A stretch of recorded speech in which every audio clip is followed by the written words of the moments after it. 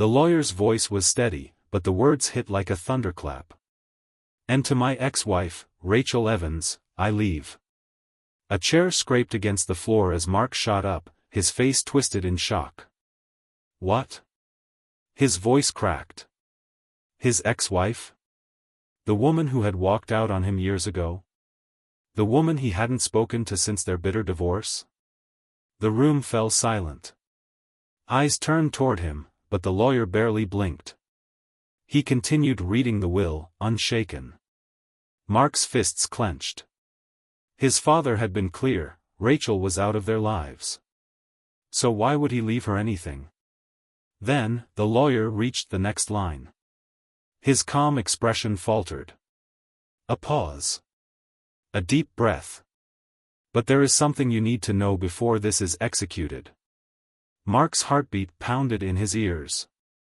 The lawyer looked up, his face paler than before. "There's a condition," he said. "And I don't think you're ready for it." A shiver ran down Mark's spine. Something was wrong. Terribly wrong. 2 hours earlier. The air inside the law office was stale, thick with the scent of old leather and paper. The Evans family sat in the conference room, waiting for the will to be read. Mark clenched his fists on his lap. He had prepared himself for grief, for the finality of it all, but he hadn't prepared for this, for her name to come up. His younger sister, Lily, sat beside him, her hands trembling slightly.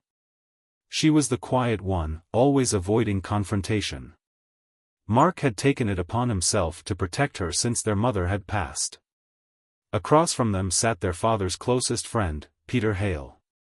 The old man adjusted his glasses and sighed heavily, looking every bit as exhausted as they felt. The lawyer, Mr. Hendricks, sat with his hands folded neatly over the papers. His face was unreadable, professional. "Let's begin," he had said, flipping the first page. "As per the last testament of Mr. Jonathan Evans." Mark barely heard the beginning. The usual statements about debts, funeral costs, and minor bequests passed over him like static noise. His father had been a practical man. He knew what to expect. Or at least, he thought he did. Until Rachel's name was spoken. Now, standing in the middle of the room, Mark's breath came short. His father had despised Rachel after what she did. She shouldn't be in this will. This has to be a mistake. His voice came out harsher than he intended. "My father cut Rachel out of his life years ago. What the hell is going on?" The lawyer adjusted his glasses. "I understand your shock, Mr. Evans. But your father made amendments to his will a few months before he passed." Lily's voice was barely a whisper. "Why?" A strange silence settled over the room. Peter Hale, who had been quiet until now, cleared his throat. "Jonathan never told you?" Mark turned to him sharply. "Told me what?" The lawyer looked down at the paper again. "Your father left Rachel something, but with a condition." He exhaled slowly. "In order for the will to be executed, you must fulfill a request first." Mark narrowed his eyes. "What kind of request?" The lawyer hesitated. "It's unusual." Mark's stomach twisted. "Just say it." The lawyer flipped to another document and pushed his glasses up the bridge of his nose. "Your father left a letter for you." Mark hesitated before reaching for the envelope. It felt heavier than it should have, the paper rough under his fingers. He unfolded it slowly, his eyes scanning the words. "Mark. If you're reading this, I'm gone. And I know you're confused. Maybe even angry. But there are things you don't understand, things I never told you. I need you to do something for me. Something I couldn't do myself. Rachel was never supposed to be part of our lives again. But what happened wasn't her fault. You need to find her. You need to listen to her. And whatever you do, don't ignore what she tells you. Dad." Mark's grip tightened on the letter. His chest felt like it had been punched. His father wanted him to find Rachel? To listen to her? He shook his head. No. This is insane. The lawyer sighed. If you refuse, the inheritance will be frozen. None of the assets will be released. Lily let out a shaky breath. Mark. But he wasn't listening. He was already standing up, his mind racing. Rachel had ruined his life. She had walked away when he needed her the most. She had shattered their marriage with secrets and lies. And now, his father, his own father, was forcing him to see her again? His nails dug into his palm. No. I'm not doing this. But deep down, something gnawed at him. What if Dad was right? What if there was something I didn't know? His father had never lied to him before. Mark swallowed hard. He needed answers. And the only person who had them was Rachel. Mark's hands clenched into fists as he stared at the letter. His father's words felt like a slap to the face. Find Rachel. Listen to her. Don't ignore what she tells you. It didn't make sense. Nothing about this made sense. Rachel had been out of his life for years. She had left without warning, tearing their marriage apart, and she never looked back. And now, after all this time, his father, his own father, wanted him to track her down? The weight of it pressed down on his chest like a stone. Mark, Lily's soft voice broke through the silence. He glanced at her, but she quickly looked away, fidgeting with the hem of her sweater. Maybe you should. No, he shook his head, shoving the letter back onto the table. I'm not doing this. The lawyer sighed. I understand your frustration, Mr. Evans, but your father was clear. Until you locate Rachel and hear what she has to say, the will cannot be executed. Mark's jaw tightened. He could walk away. He didn't need the money, didn't care about the inheritance. But something about his father's words gnawed at him. Why had Jonathan Evans, the man who had sworn never to forgive Rachel, changed his mind? What could Rachel possibly say that would matter now? Peter Hale, his father's closest friend, cleared his throat. Mark, maybe there's something you don't know. Mark exhaled sharply. Like what? Peter hesitated, then shook his head. I don't know. But Jonathan wasn't a fool. If he put this in his will, it must be important. Mark hated the way his stomach twisted. He didn't want to do this. He really didn't want to do this. But now, he had no choice. The first lead. Finding Rachel was easier said than done. Mark had nothing to go on, no address, no phone number.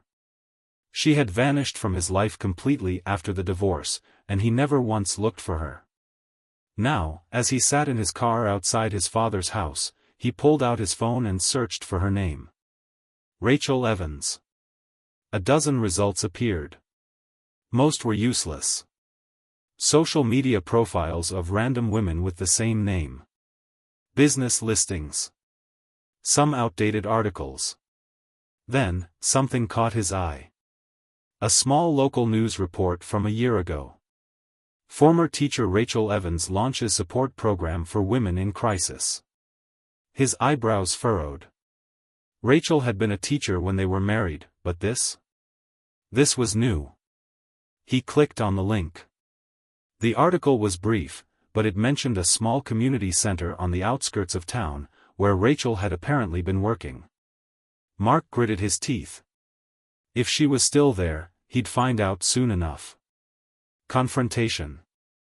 The community center was an old brick building with peeling paint, nestled between rundown shops. Mark parked his car across the street, staring at the entrance. His pulse was steady, but his mind raced. What was he even going to say? He took a deep breath, stepped out of the car, and crossed the street.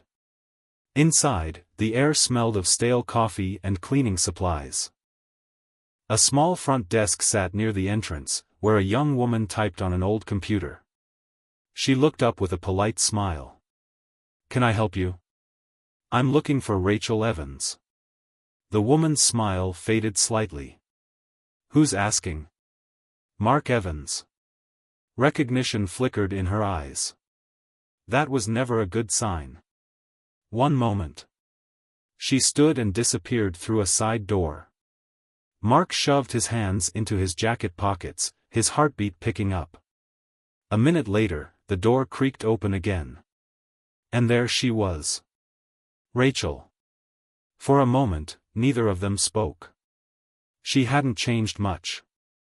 Her auburn hair was shorter now, just above her shoulders, and there were faint lines around her eyes, but she was still Rachel. The woman he had loved. The woman who had left him without an explanation. Her lips parted slightly, as if she wanted to speak but wasn't sure what to say. Then, finally, she whispered, Mark? His throat tightened. Yeah. It's me. She swallowed hard. What are you doing here? Mark exhaled sharply, pulling the letter from his jacket. My father left me this. Rachel frowned, taking the paper hesitantly. Her eyes moved across the words, her expression shifting from confusion to something else. Something darker. When she looked up, there was a flicker of fear in her gaze. He told you to find me, she asked softly.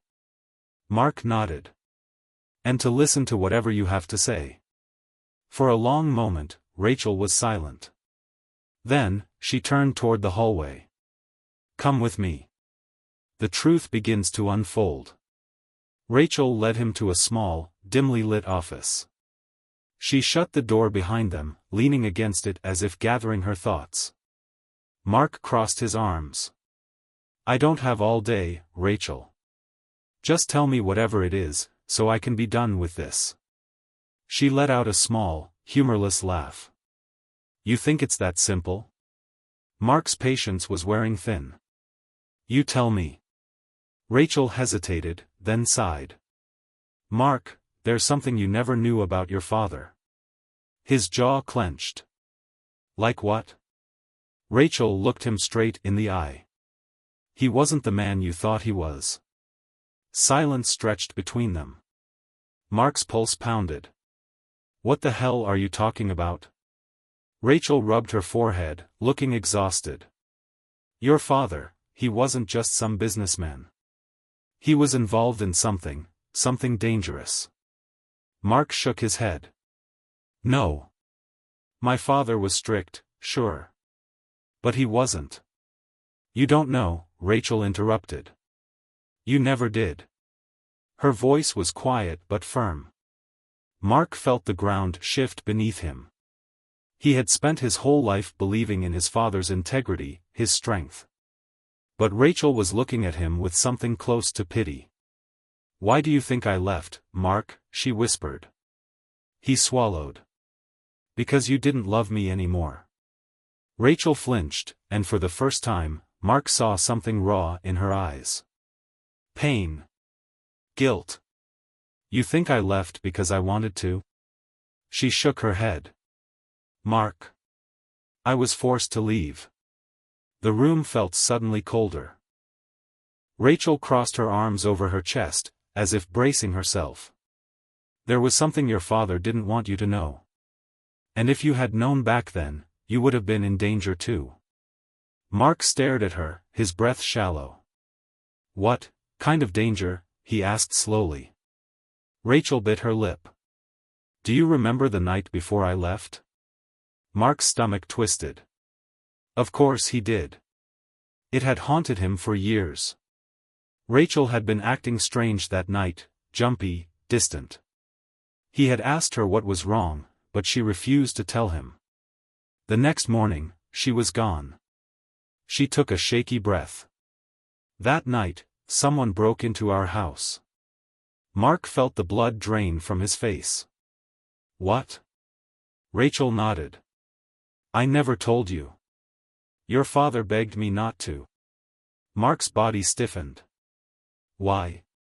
Rachel looked him dead in the eye. Because it wasn't a random break-in, Mark. She swallowed hard, then whispered, "It was a warning." Mark's chest tightened. A warning for what? Rachel hesitated. I think your father was involved with people he shouldn't have been. Dangerous people." Mark shook his head. "No. That's..." But the doubt was creeping in. Rachel's voice was barely a whisper. "He wasn't who you thought he was, Mark. And if you don't stop digging, you might not like what you find." Mark's breath caught in his throat. For the first time in his life, he felt something he had never associated with his father. Fear. Mark felt as if the air had been sucked from the room. The walls seemed to close in around him as Rachel's words echoed in his head. "Your father wasn't who you thought he was. If you don't stop digging, you might not like what you find." His hands curled into fists. He wanted to argue, to tell Rachel she was wrong, but something in her expression stopped him. She looked terrified. And Rachel wasn't someone who scared easily. Mark took a slow breath, forcing himself to stay calm. "You're saying my father was involved with dangerous people?" Rachel nodded, her fingers gripping the edge of the desk. Mark exhaled sharply. "What kind of people?" Rachel hesitated. "I don't know everything, Mark. But I know that night, the night before I left, your father made it clear that if I stayed, I wouldn't be safe." Mark's stomach twisted. "He threatened you?" She shook her head. "No. But he didn't have to. The message was clear. He told me I needed to leave you, and never come back." His chest tightened. "That doesn't make sense. My father hated you after the divorce. He never wanted me to have anything to do with you." Rachel's expression darkened. "Because that was the only way to keep you safe." Mark ran a hand through his hair, frustration building inside him. "Safe from what, Rachel? What was he protecting me from?" She swallowed. "I don't know exactly. But I think someone wanted to use me to get to you." Mark's blood ran cold. Rachel bit her lip, as if debating whether to continue. Then, she pulled open a desk drawer and took out an old, yellowed envelope. She slid it across the desk toward him. "I wasn't supposed to keep this. But I did." Mark stared at it. His name was written on the front in his father's handwriting. His fingers trembled slightly as he picked it up and tore it open. Inside was a single sheet of paper. The words were written hastily, as if his father had been in a hurry. "Mark. If you're reading this, it means Rachel didn't destroy this letter like I asked. I knew she wouldn't. She's stubborn that way. I don't have much time, so I'll get to the point.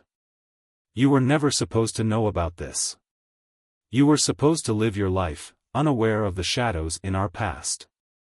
But now, things have changed. There are people out there, dangerous people, who know who you are. And they might come for you. If Rachel has given you this letter, then it's already started. You need to leave town. Don't ask questions. Don't try to fix things. Just go. Trust no one. Not even me. Jonathan Evans." Mark's hands clenched around the paper. His heart pounded in his chest. Trust no one? Not even him? He shook his head. This doesn't make sense. My father was careful. He never got involved in anything illegal." Rachel sighed. "That's what I thought too. But then I started digging." Mark's gaze snapped to hers. "What do you mean?" Rachel hesitated, then pulled out another file from her desk. She handed it to him. Mark opened it, and his breath caught. Inside were newspaper clippings. Old ones, from decades ago. A missing persons case from 1979. A man named Richard Langley. The article described a promising young businessman who had vanished without a trace. Mark frowned. What does this have to do with my father? Rachel reached over and pulled out a second newspaper clipping. This one was from 1983. It was about his father. Jonathan Evans, rising star in the business world. Mark scanned the article. It detailed how his father had suddenly come into wealth, securing massive contracts in real estate. The article praised his ambition. Mark frowned. So? Rachel pulled out another paper. Look closer. The dates. Mark's stomach twisted as he did.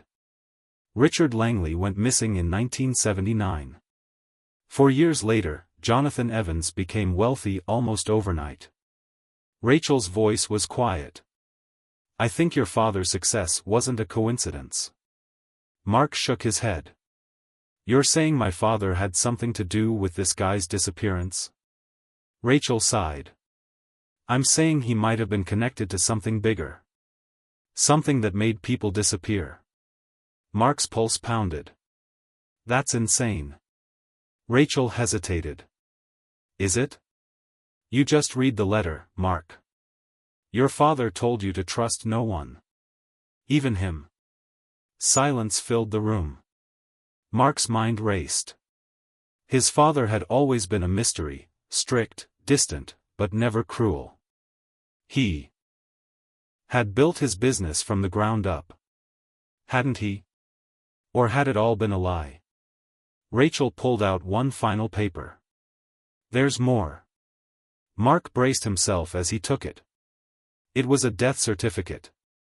His hands froze as he read the name. Richard Langley. Cause of death, unknown.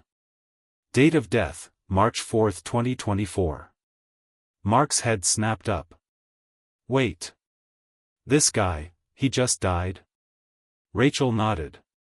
He was missing for over 40 years, Mark. And then, suddenly, his body turns up last week. Right around the time your father died. Mark's breath caught. None of this was a coincidence. Rachel's voice was barely a whisper. Your father's past is coming back. And I think we're next. A chill ran down Mark's spine. For the first time in his life, he realized something. He didn't know his father at all. A dangerous truth. Mark drove home in a daze. His father had always been a private man, but this? It was like uncovering a hidden life. His hands tightened on the steering wheel. If Richard Langley had been found after all these years, someone must have known where he was. Someone must have kept that secret. And now, Mark was caught in the middle. As he pulled into his driveway, his phone buzzed. Unknown number. His stomach clenched. He hesitated, then answered. Hello? A deep voice, calm and slow. Mark Evans. Stop asking questions. Walk away. The line went dead. Mark's breath hitched. His blood turned cold. Someone was watching him. And whoever they were, they didn't want him to find the truth. Mark stood frozen, his phone still clutched in his hand. The voice on the other end had been calm, controlled, too controlled. Whoever they weren't making a threat. They were giving him a warning. Walk away. That was never going to happen. Mark exhaled sharply, pushing aside the fear tightening his chest. If someone thought they could scare him into silence, they were wrong. He had already started pulling at the thread of his father's past, and now it was unraveling too fast to stop. His father's letter had been clear. Trust no one. But Mark didn't have the luxury of trust anymore. He only had questions. And someone out there didn't want him to find the answers. A late-night visit. Mark locked his doors, double-checking the windows before heading to his desk. He spread out the documents Rachel had given him, his mind racing through the connections. Richard Langley's death. His father's sudden rise to success. The missing years in between. There was something here, something dangerous. Mark reached for his laptop. If there were records of his father's business dealings, he would find them. His father had been secretive, but not perfect. Somewhere, there had to be a trail. His fingers flew across the keyboard as he searched old company records, business acquisitions, financial statements. At first, nothing seemed unusual. Then he noticed one company name appearing repeatedly. Langley Holdings. Mark's breath caught. His father had done business with Richard Langley. The connection wasn't just a theory, it was right there, buried in paperwork. But that wasn't what made Mark's stomach twist. It was the dates. The first deal between Jonathan Evans and Langley Holdings had been made in 1978, a year before Richard Langley disappeared. And the last recorded transaction? 1 week before Mark's father died. Mark's pulse pounded in his ears. This wasn't a coincidence.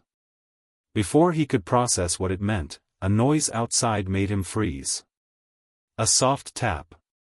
Then another. Someone was at his door. Mark's heart slammed against his ribs. He reached for his phone, but before he could dial, something slid under the door. A small, folded piece of paper. Silence followed. Mark forced himself to breathe as he stepped forward and picked it up. His hands shook as he unfolded it. The message was written in black ink. You were warned. Stop now. Mark's stomach twisted. His mind screamed at him to run. To listen. But something deep inside him refused to back down. He yanked open the door. Nothing. The street was empty. No footsteps. No car engine fading into the night. Whoever had been here was already gone. Mark clenched his jaw. They wanted him scared. They wanted him to stop. That only meant one thing. He was getting too close to the truth. The man in the photograph. Morning brought little relief. Mark barely slept, his mind racing with possibilities. Who had left the note? How many people were involved in this? There was only one way to find out. He drove back to Rachel's office. She had more resources, more connections. If anyone could help him dig deeper, it was her. When he arrived, Rachel was already at her desk, flipping through old files. She glanced up, her eyes narrowing. You look like hell. Mark dropped the note onto her desk. Someone left this at my door last night. Rachel's expression darkened as she read it. You need to stop, Mark. I can't. His voice was firm. There's something here, Rachel. My father and Langley were connected for decades. And now, suddenly, they both turn up dead? Rachel exhaled. What do you want me to do? Mark hesitated. Then, he reached into his pocket and pulled out an old photograph. It was from his father's office, a picture of Jonathan Evans shaking hands with a tall, thin man. The photo had no date, no caption. But Mark had a feeling it was important. Rachel studied it. I don't recognize him. Can you find out who he is? Rachel nodded slowly. I'll try. Mark leaned forward. I think he's the key to all of this. Rachel sighed. Mark, whoever left that note, they're not messing around. They want you to stop. Mark met her gaze. That's why I won't. Rachel hesitated, then nodded. Give me a few hours. A deadly warning. Mark stepped out of Rachel's office, his mind buzzing. He needed fresh air, time to think. He wandered through the city streets, his thoughts tangled in a web of questions. Why had his father warned him to trust no one? What did Langley know that got him killed? Who was the man in the photo? As he turned a corner, his phone rang. Rachel. He answered instantly. Did you find something? Her voice was sharp. Mark, listen to me. The man in the photo, he's not just some businessman. He's The line went dead. Mark's breath caught. Rachel? Silence. Then, in the distance, the sound of screeching tires. Mark's stomach dropped. Something was wrong. Without thinking, he ran back toward Rachel's office. His heart pounded as he turned onto her street. Then, he saw it. Rachel's car. Smashed into a streetlight. Smoke curled from the hood. The windshield was shattered. And Rachel. Rachel wasn't moving. Mark's vision blurred. He sprinted toward the car, yanking at the door handle. Rachel. Can you hear me? Nothing. Panic surged through him. He reached for his phone, dialing 911 with shaking fingers. The operator's voice was distant. 911, what's your emergency? Mark swallowed hard. There's been an accident. A woman, she's not moving. You need to send someone. Now. Location? Mark barely choked out the words. The operator spoke again. Sir, is the victim breathing? Mark pressed his fingers to Rachel's neck. For a moment, his own pulse was so loud in his ears that he couldn't tell. Then. A weak, faint throb. Relief crashed over him. She's alive, he whispered. Sirens wailed in the distance. Mark's hands curled into fists. This wasn't an accident. Someone had tried to silence Rachel. Someone was watching them. And now, Mark knew one thing for certain. If he didn't find the truth soon, he would be next. The ambulance doors slammed shut, and Mark stood frozen as paramedics rushed Rachel to the hospital. His mind was spinning. She had found something big. And before she could tell him, she was silenced. This wasn't an accident. Mark clenched his fists. Whoever was behind this was getting desperate.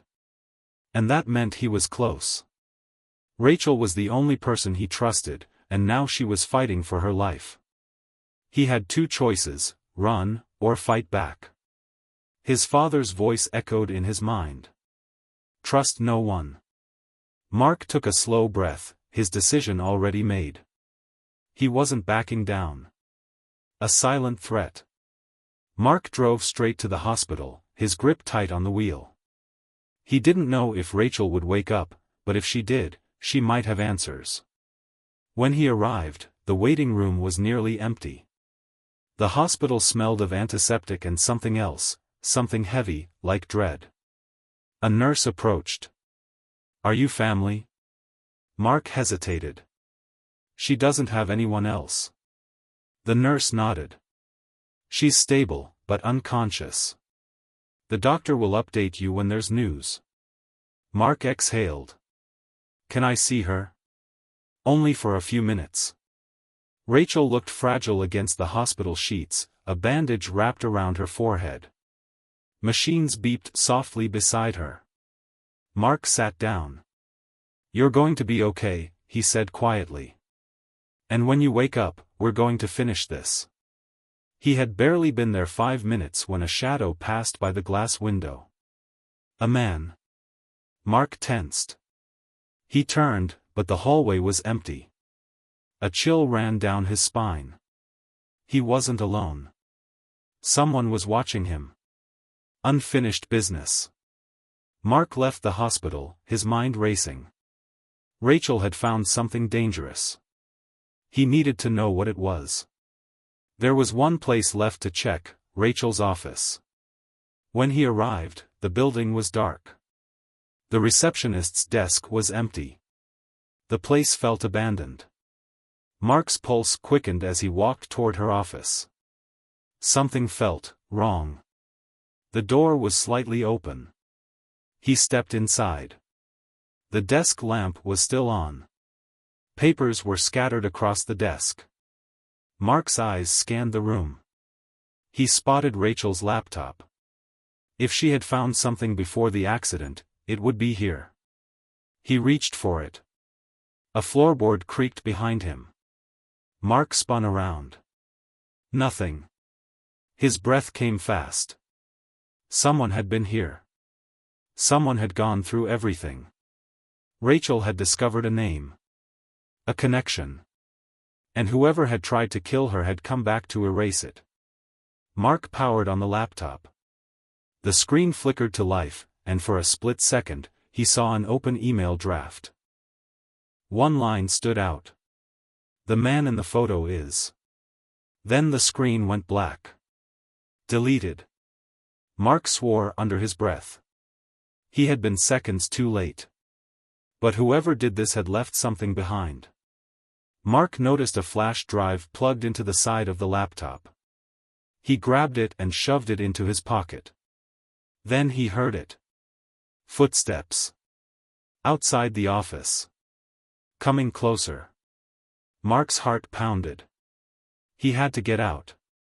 He grabbed the laptop, shut off the light, and slipped out the back door just as the front creaked open. A dangerous connection. Back at his apartment, Mark inserted the flash drive into his own laptop. Files loaded onto the screen. One caught his attention. Langley, Evans Deal 1978. Mark clicked it open. His hands shook as he scanned the document. His father hadn't just worked with Richard Langley. They had been business partners. And worse. There were payments. Large sums of money. Sent to one person. The man in the photo. Mark's breath caught. His father and Langley had paid someone. And now, both of them were dead. Was this man responsible? Or was he something worse? Mark checked the name attached to the payments. His stomach dropped. Vincent Holloway. The name meant nothing to him. But the fact that it had been buried for so long meant one thing: this man was dangerous. A cold realization hit him. His father had been protecting him from this. And now, Mark was right in the middle of it. The final warning. The next morning, Mark woke to the sound of his phone buzzing. An unknown number. His pulse spiked. He answered. A deep, controlled voice spoke. You should have walked away. Mark's blood ran cold. Who is this? Silence. Then, the voice whispered. You're running out of time. The call ended. Mark's hands were shaking. He wasn't just being followed. He was being hunted. Mark sat frozen, staring at his phone. The call had ended, but the words still rang in his ears. You're running out of time. This wasn't a warning. It was a threat. Someone was watching him. Someone who didn't want the truth to come out. He took a shaky breath. He had come too far to turn back now. There was one last piece of the puzzle left to uncover: Vincent Holloway. The missing link. Mark searched the name on his laptop. Thousands of results appeared, but none connected to his father or Langley. He needed something more. Then he remembered the flash drive. He opened the files again, scanning for anything he had missed.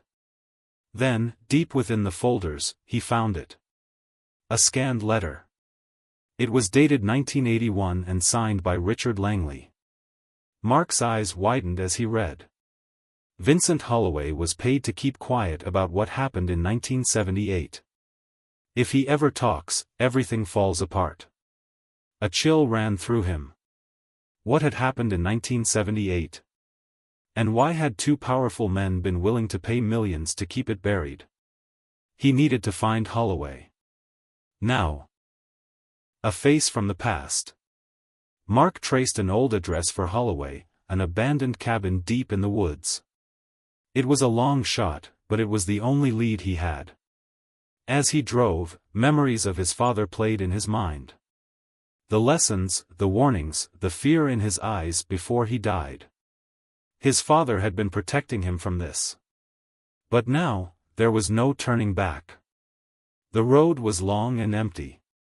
Trees loomed on both sides, their shadows stretching across the pavement. Then, up ahead, a small, crumbling cabin. Mark killed the engine and stepped out. The air was thick with silence. He approached the door and knocked. No answer. He knocked again, louder. A voice, weak, raspy, came from inside. "Go away." Mark's heart pounded. "Vincent Holloway?" Silence. Then, slowly, the door creaked open. A man stood there, old and frail, his face lined with deep wrinkles. His eyes, tired, haunted, locked onto Mark's. And in that moment, Mark knew. This man held the truth. And it was going to change everything. Buried secrets. Inside, the cabin was cluttered with old newspapers and stacks of yellowed documents. Holloway moved slowly, every step heavy with age. Mark wasted no time. "I know about the payments," he said. "I know about Langley.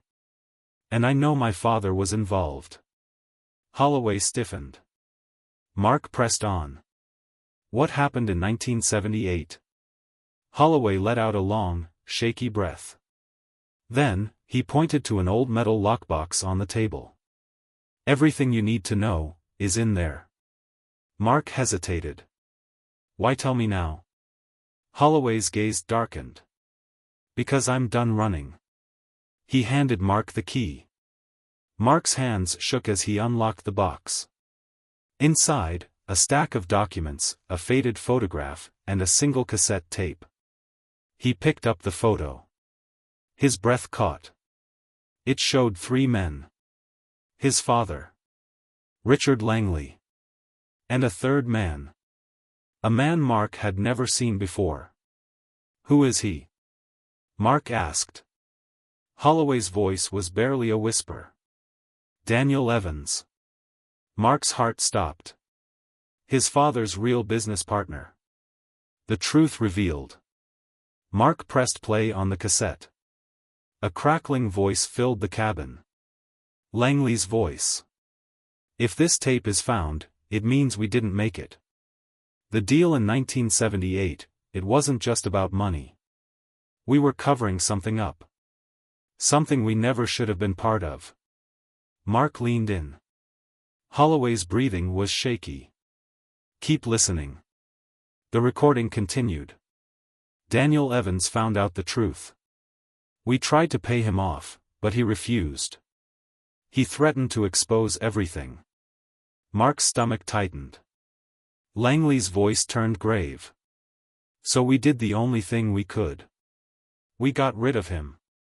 Mark's breath hitched. His father had been involved in murder. He stared at Holloway, his mind spinning. "You were paid to keep quiet." Holloway nodded. "And I did, until now."